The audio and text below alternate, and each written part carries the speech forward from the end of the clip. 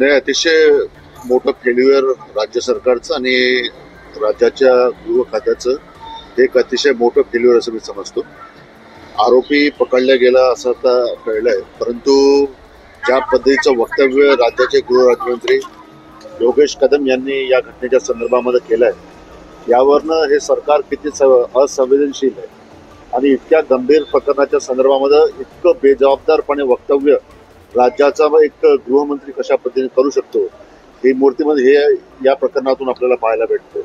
या वक्तव्याचा आम्ही तीव्र शब्दामध्ये निषेध करतोय आणि या पहिले सुद्धा पुण्याची तुम्ही अपघातातली घटना घ्या, की कोणतीही घटना घ्या, याच्यामध्ये टोटल फेल्युअर राज्याच्या गृह विभागाचं त्या निमित्तानं दिसतंय आणि जे वक्तव्य गृहमंत्र्यांनी केलंय त्याचा आम्ही तीव्र निषेध त्या निमित्तानं. सातत्यानं पुण्यात अशा घटना वाढत्या असं म्हणाल का तुम्ही? कसं पाहता? पुणे एक सांस्कृतिक शहर होतं, अभ्यासाचं माहेरघर.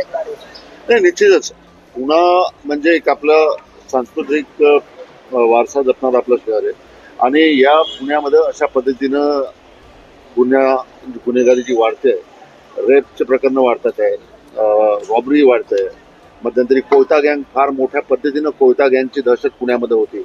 म्हणजे एक जे सांस्कृतिक शहर म्हणून पुण्याची जी ओळख संपूर्ण देशामध्ये होती, एक देशातले प्रत्येक राज्यातले स्टुडंट्स त्या ठिकाणी येतात, सांस्कृतिक शहर म्हणून आपण पुण्याला ओळखतो.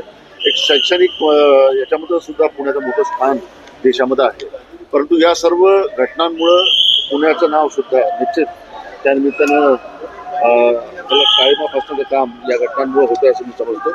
त्यामुळं या घटनेत दुसरी घटना घडली होती ज्यामध्ये कॅब चालक जो होता तो तरुणीवर अत्याचार करण्याचा प्रयत्न करत होता आणि तरुणीनं उडी घेऊन स्वतःचा जीव वाचवला आहे.